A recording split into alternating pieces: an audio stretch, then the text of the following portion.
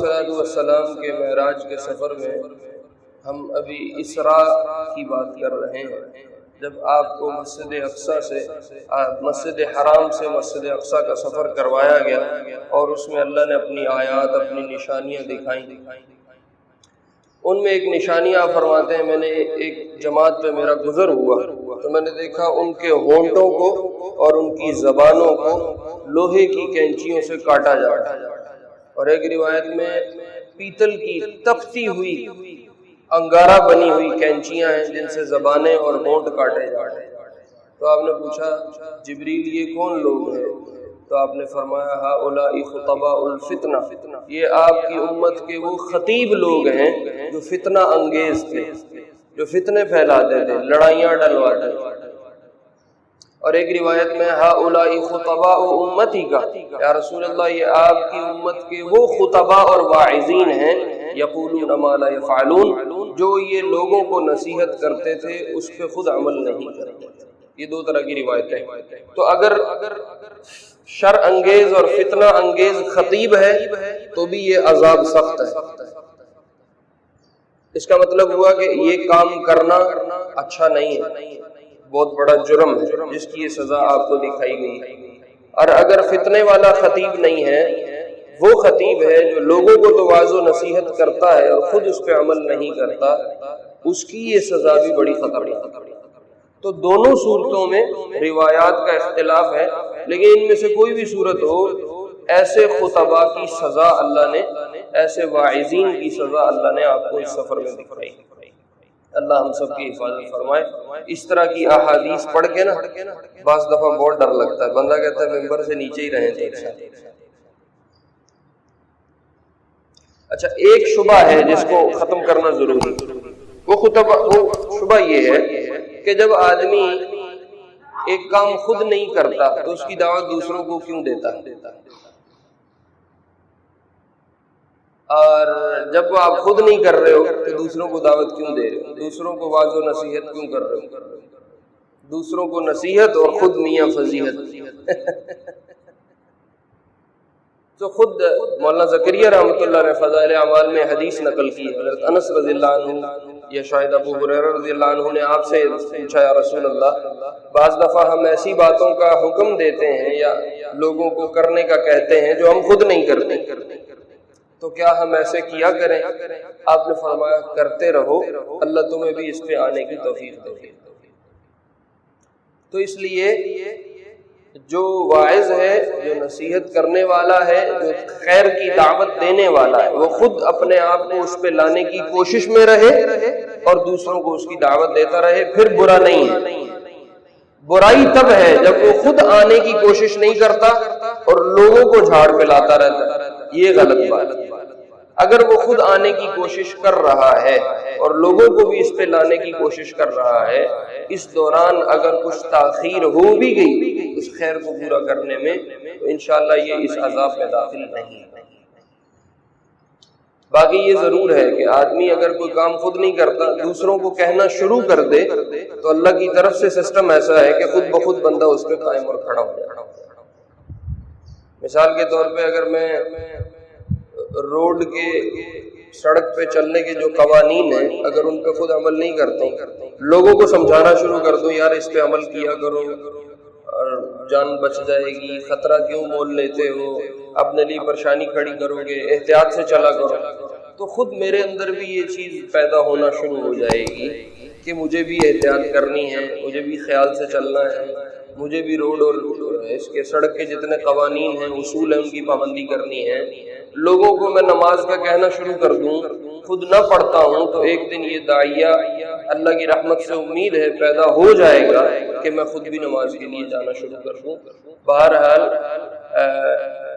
اگر آدمی خود آنے کی کوشش کرتا رہے پھر لوگوں کو لانے کی کوشش کرتا ہو تو کوئی حرج کی بات نہیں، جب اللہ توفیق دے گا اللہ عمل پہ کھڑا کر دے گا۔ اس کے بعد آپ فرماتے ہیں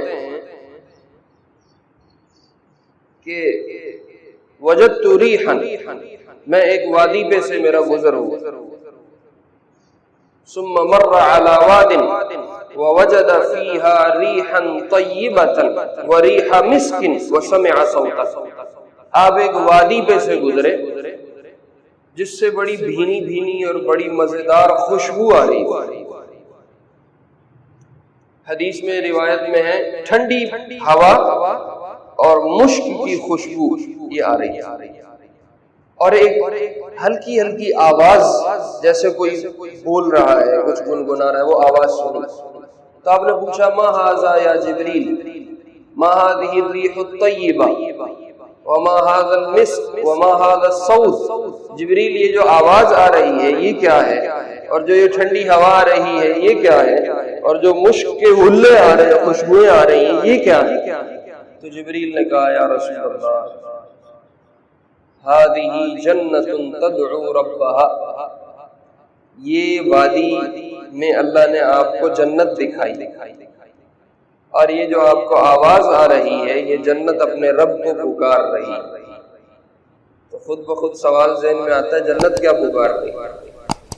تو جبریل نے بتایا تدعو ربہا ایتنی بما وعدتنی، یہ کہہ رہی ہے میرے اللہ، اے میرے رب جو وعدہ تو نے میرے ساتھ کیا ہے اس کو پورا کر دو. فقد کسر استبرقی وحللی وقؤوسی واکوابی ومائی ولبنی وعسلی وشرابی. یہ جنت کی آواز ہے کہ میرے اندر نعمتیں بڑھ چکی ہیں، نہریں میری بھر چکی ہیں، اور ہر طرح کے جوڑے زیورات اور محلات اور پیالے اور جام سب تیار ہیں. اب تو نے جو وعدہ کیا ہے اس کو پورا کر دے. وعدہ کیا ہے؟ وعدہ یہ ہے کہ اللہ نے اپنی ذات سے وعدہ کیا تھا اور جنت سے کہ میں تجھے ضرور بھروں. یہ وعدہ کیا اللہ نے، جنت سے بھی وعدہ کیا، جہنم سے بھی وعدہ کیا کہ تم دونوں کو ضرور بھروں. قرآن میں اللہ نے بتایا لَأَمْلَأَنَّ جَهَنَّمَ مِنَ الْجِنَّةِ وَالنَّاسِ أَجْمَعِينَ، جنات اور لوگوں سے میں جہنم کو بھروں گا. اور جنت سے بھی یہ وعدہ ہے کہ میں تجھے بھروں گا. تو اب یہ جنت کہہ رہی ہے میری نعمتیں بڑھ چکی ہیں، بہت زیادہ ہو چکی ہیں، اب اپنا وعدہ پورا کر دیجیے. تو جبریل کہنے لگے آپ جنت کی یہ پکار سنیں، اور اس پہ اللہ کا جواب یہ ہے لکی کل مسلم و مسلمہ و مؤمن و مؤمنہ، اے جنت تیرے لیے ہر مسلمان ہے، ہر مسلمان عورت ہے، ہر ایمان والا مرد ہے، ہر ایمان والی عورت ہے.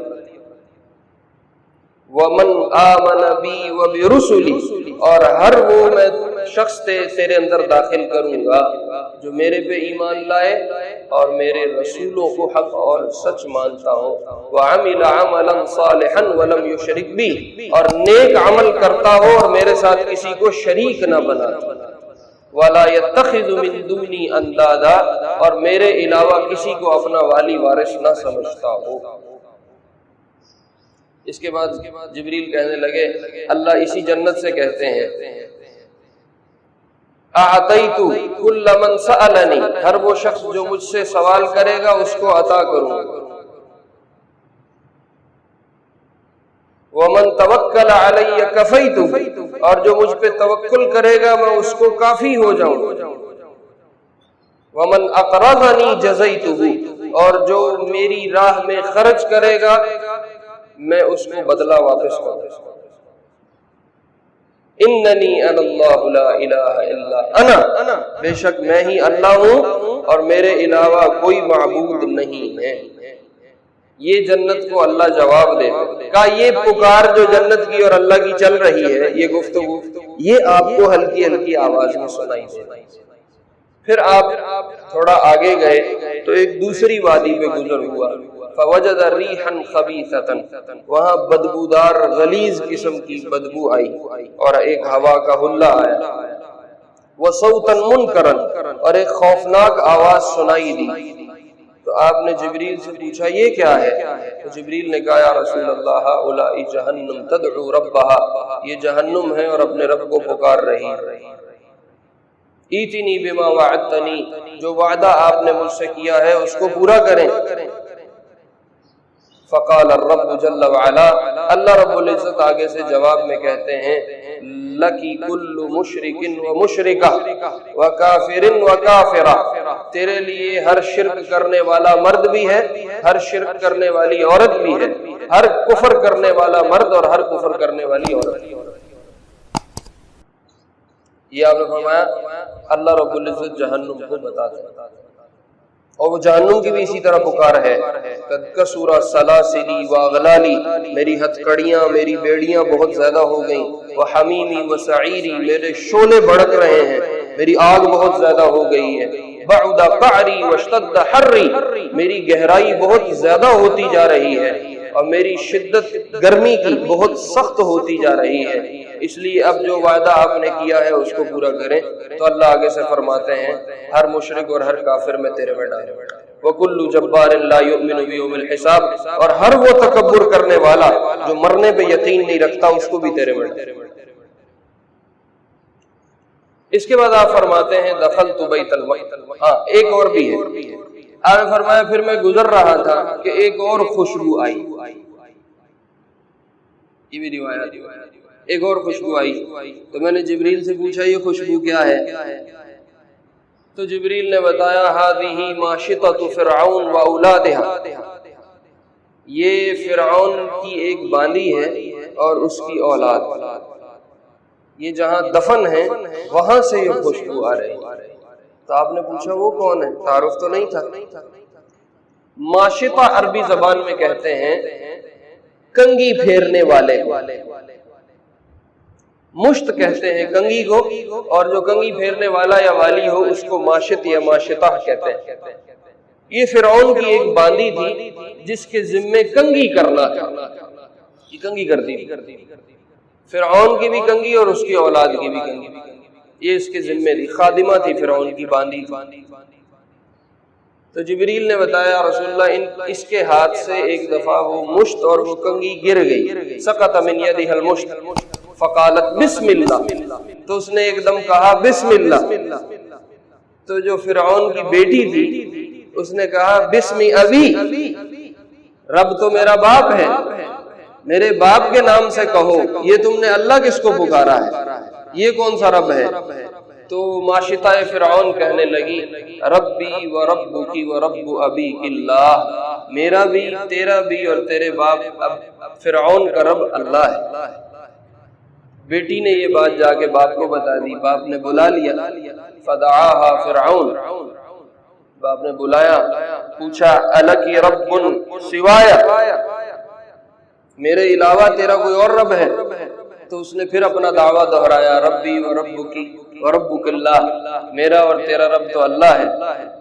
تو فرعون نے کہا دو صورتیں ہیں، یا تجھے مرنا پڑے گا یا اپنی یہ بات چھوڑنی پڑے گی، اور سونے کا ایک ڈھیر منگوا کے کھڑا کیا، چونکہ موسیٰ کی کہانی پہلے چل رہی تھی اور اس کو سارا پتا تھا، اور یہ باندی موسیٰ علیہ السلام پہ ایمان لے آئی، سونے کا ایک ڈھیر لگوایا، کہا اگر چھوڑتی ہو اپنی اس بات کو تو یہ ڈھیر تیرا، اور اگر اپنی بات پہ قائم رہنا ہے تو روایات میں آتا ہے پیتل کی بنی ہوئی ایک گائے تھی، پوری گائے، بت پرستی تھی، پیتل کی بنی ہوئی ایک گائے تھی، اس پوری کو کہا میں پگھلاؤں گا، پیتل پگھلے گا اور اس میں تجھے اور تیرے بچوں کو ڈالوں گا، اپنے لیے اب جو چننا ہے چن لے۔ کا ایمان نہیں چھوڑ سکتا، امت موسیٰ نے تو ایمان نہیں چھوڑا، امت محمد 10 روپے پہ ایمان چھوڑ دیا،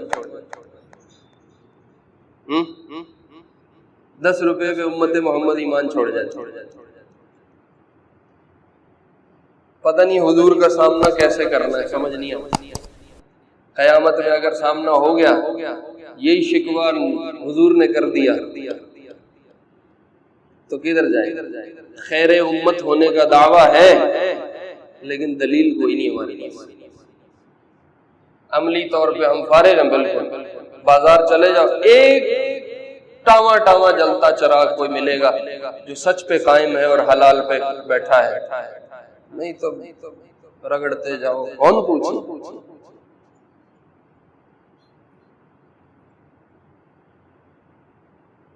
اگر ایمان نہیں چھوڑ سکتے، تو اس کے سامنے بڑی بچی کو اٹھایا اور پگھلتے ہوئے پیتل والے کڑھائی میں ڈال دیا، یہ جو بھی برتن تھا اس میں ڈال دیا، اور وہ اسی وقت روح پرواز کروا۔ پھر دوسرے بچے کو اٹھا، وہ رضیع تھا، دودھ پیتا بچہ، حدیث میں روایت میں آتا ہے دودھ پیتا بچہ، پتہ نہیں وہ ماں کیسے صبر کرے، ماں سے تو چبا کانٹا برداشت نہیں ہوتا۔ ایک لفظ بولتی کہ میں تیرے پہ ایمان لائی ہوں اور میں اللہ موسیٰ کے رب کو چھوڑتی ہوں، تو جان چھوٹ جانی، سارا سونا بھی لب جانا، بعد چو توبہ ہو جاتی۔ فتوے تو جیبوں میں ہیں ہمارے، ہم کہتے ہیں مولوی صاحب بعد چو قضا کر لواں گے، ایڈا مسئلہ نہیں ہے، بعد چو توبہ ہو جائے گی، ہن ایک باری آن دے۔ ایک کلمہ کہتی کہ میں موسیٰ کا رب چھوڑتی ہوں، تیرے پہ ایمان لاتی ہوں، جان بچ جاتی۔ لیکن ایمان کے سودے اتنے آسان نہیں ہیں جن کو ایمان کی لذت مل جائے۔ ہاں تو بیٹے نے آواز دی، وہ بیٹا گود میں بولا ہے، چار افراد ہیں جو ماں کی گود میں بولے، ان میں ایک عیسیٰ ہے علیہ السلام اور ایک یہ بچہ ہے جو ماشطہ فرعون کی گود میں تھا، دو اور ہیں۔ تو آپ نے فرمایا، اس بچے نے بول کے کہا، یا اماں کعی ولا تقاعسی فانکی علی الحق، اماں صبر کرو، ثابت قدم رہو، کبھی دل بوجھل نہ ہونے دینا تو حق پہ۔ اور یہ کہتے ہوئے بچہ پرواز کر۔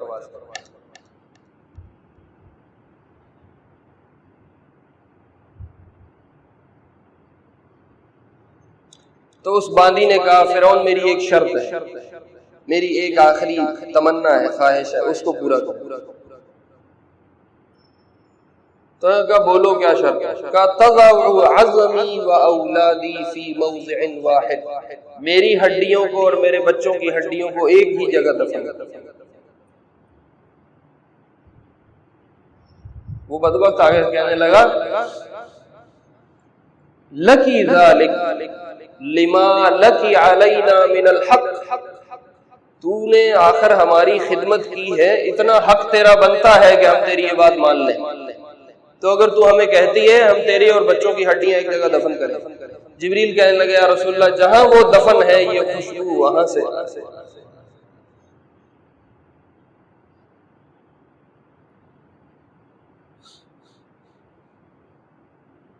میں کبھی کبھی سوچتا ہوں یہ جتنی چیزیں درمیان میں نے آپ کو سنائی ہیں، اس سفر میں یہ دیکھا، یہ دیکھا، یہ دیکھا، یہ دیکھا، یہ ان ساری چیزوں کو دیکھے بغیر بھی تو سفر ہو سکتا ہے۔ ڈائریکٹ مسجد حرام سے اللہ اوپر لے جاتے، جو معراج کی سیڑھی لگنی ہے مسجد اقصیٰ میں، وہ مسجد حرام میں لگ جاتی، جس اللہ نے یہاں لگائی وہاں نہیں لگا سکتا، اور وہیں سے سفر شروع ہوتا اور آسمانوں میں چلے جاتے۔ یہ درمیان میں اتنا سفر کیوں کروایا اور مسجد اقصیٰ تک لے کے آئے ہیں، اور اتنی چیزوں کا درمیان میں مشاہدہ کروایا کہ آنے والی امت کے لیے ان ساری چیزوں میں سبق تھا، اس لیے یہ سارا کروایا گیا۔ 10 روپے پہ ایمان نہ بیچنا، لوگ سونے کے ڈھیر چھوڑ کے چلے گئے اللہ کے، کنگھیوں سے ادھڑ گئے، کڑائیوں میں جلتی آگ پہ تپتے تپ کے ختم ہو کے راکھ ہو گئے، لیکن اللہ کو نہیں چھوڑا، اللہ کو نہیں چھوڑا۔ آپ نے فرمایا ثم دخلت بیت المقدس، یہ سارا سفر بیان کرنے کے بعد کچھ 2-4 روایتیں اگر رہ گئی ہیں تو رہ گئیں، ورنہ میں نے عمومی جو تھی، جو زیادہ کثیر روایات موجود ہیں میں نے آپ کو سنا دی۔ فرمایا اس کے بعد میں بیت المقدس داخل ہوا، بیت المقدس میں داخل ہوا، جبریل نے براق کو ایک پتھر کے ساتھ، چٹان کے ساتھ باندھ دیا۔ حضرت انس رضی اللہ عنہ کی روایت ہے صحیح مسلم میں کہ جبریل نے ایک چٹان کے ساتھ براق کو باندھ دیا، وہ جو جانور جنت سے لایا گیا تھا سواری کے لیے۔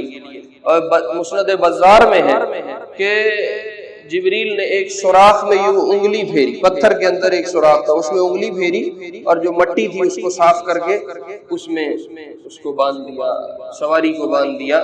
روایات میں آتا ہے کہ یہ وہ سوراخ تھا جہاں انبیاء اپنی سواریاں باندھا کرتے تھے، چونکہ بیت المقدس میں بہت سے انبیاء کا آنا جانا گزر وہاں رہنا ہوا ہے. یہ جو مسجد اقصیٰ ہے اس کے ارد گرد کئی سینکڑوں انبیاء کی قبریں موجود ہیں. اس لیے اللہ نے قرآن میں کہا التی بارکنا حولہ، یہ وہ مسجد ہے جس کے ارد گرد میں ہم نے بہت برکت اتاری. تو بہت سارے انبیاء یہاں آئے ہیں. بنی اسرائیل سارے ان کا گڑھ اور مین مرکز یہی تھا. جیسے امت محمد کے لیے مکہ ہے، بنو اسرائیل کے لیے مین مرکز یہ بیت المقدس تھا. تو آپ نے فرمایا پھر 2 رکعت نماز میں نے بھی پڑھی اور جبریل نے بھی پڑھی. یہ تحیۃ المسجد تھی. کسی بھی مسجد کے آداب میں سے ہے کہ جب آپ اس مسجد میں جائیں اور وقت ہو تو 2 رکعت نماز اس مسجد کے تحیہ کے طور پہ پڑھ لیں. تحیہ عربی میں کہتے ہیں سلام کرنے کو. اے مسجد دا سلام ہے کسی بھی مسجد سے جانا کہ اتنے جا کے 2 رکعت نماز کرنا. اما مسجد السلام علیکم. تو مسجد میں جا کے 2 رکعت نماز آپ نے پڑھی اور جبریل نے بھی پڑھی. پھر آپ فرماتے ہیں ایک مؤذن نے آذان دی اور اقامت کہی گئی اور سارے لوگ جو وہاں موجود تھے وہ سب صفیں بنا کے کھڑے ہو گئے. جمع علی الانبیاء، اور وہ ساری جو صفیں تھی وہ انبیاء کی تھی. تو پھر قدمنی جبریل حتی اممتہم جمیعا، جبریل نے میرا ہاتھ پکڑا اور مجھے مصلی پہ کھڑا کیا. اب پھر میں نے ان سب کی امامت کی اور 2 رکعت نماز پڑھائی. اس وجہ سے آپ کو امام الانبیاء کہا جاتا ہے. اچھا جبریل نے پوچھا یا رسول اللہ آپ کو پتا ہے آپ نے کن کو نماز پڑھائی ہے؟ آپ نے فرمایا مجھے معلوم نہیں کون ہے. تو جبریل نے کہا یا رسول اللہ یہ وہ تمام افراد ہیں جو آدم سے لے کے آپ تک نبوت لے کے دنیا میں آئے. اور ایک روایت میں ہے آسمان سے بہت سے فرشتے کئی لاکھوں کی تعداد میں آئے اور انہوں نے بھی آپ کے پیچھے نماز پڑھی اور آپ نے ان کو بھی نماز پڑھائی. اس کے بعد آپ فرماتے ہیں کہ زمرد پتھر سبز رنگ کا ہوتا ہے. زمرد پتھر جو سبز رنگ کا ہے اس کی ایک سیڑھی لائی گئی. اس سیڑھی کی کیا شکل تھی یا وہ کس صورت میں تھی؟ جو ہماری سیڑھیاں اس طرح تھی یا کوئی اور تھی ہم نہیں جانتے، نہ یہ کیفیت کہیں بیان کی گئی ہے. بس اتنا پتا ہے زمرد پتھر کی، یہ سبز رنگ کا پتھر ہوتا ہے، اس کی ایک سیڑھی لائی گئی. جبریل نے پکڑ کے اصعدنی علیہ، مجھے اس سیڑھی پہ کھڑا کر دیا اور یہاں سے آسمان کا سفر شروع ہوا. یہ مسجد اقصیٰ تک کا سفر تھا. اللہ نے مسجد حرام سے مسجد اقصیٰ تک پہنچایا اور یہاں امامت کروائی. اس میں یہ بھی بتانا مقصود تھا کہ یہ صرف اب مکے کا اور وہاں کے عرب کے علاقوں کا نبی نہیں ہے، یہ بنو اسرائیل کا بھی نبی ہے اور اب یہ تمام افراد عالم کا نبی بنا. اس لیے جتنے افراد عالم کے سردار ہیں اللہ کی نظر میں وہ انبیاء ہیں. اللہ نے سب کو پیچھے کھڑا کیا، سب نے آپ کی ابتدا میں نماز پڑھی اور آپ کو یہاں نماز پڑھانے کا اللہ نے شرف دیا، موقع دیا. اور ایک اشارہ یہ بھی تھا کہ یہی امام مسجد حرام کا ہے، بیت اللہ کا ہے، اور یہی امام اور اسی کی امامت چلے گی مسجد اقصیٰ پہ، بیت المقدس پہ. چونکہ بیت المقدس کا جو ایریا ہے یہ یہودیوں نے اپنا گڑھ بنایا ہوا تھا اور یہود کہتے تھے یہ ہماری جگہ ہے. آج کل بھی یہود کا یہی دعویٰ ہے کہ یہ جگہ ہماری ہے اور ہم نے مسلمانوں سے لینی ہے، اور وہ اس کے پیچھے بہت کچھ کر بھی رہے ہیں. تو یہود کو یہ پیغام دینا تھا کہ جیسے بیت اللہ کا نبی اور امام یہ ہے، ایسے ہی اس مسجد اور اس بیت المقدس کا بھی نبی اور امام اب یہ میرا محبوب ہے. اس کے بعد آپ کو معراج کا سفر کروایا گیا. انشاءاللہ وہ اگلے جمعہ اس کو ذکر کریں گے. اللہ رب العزت کے سونے پہ عمل کی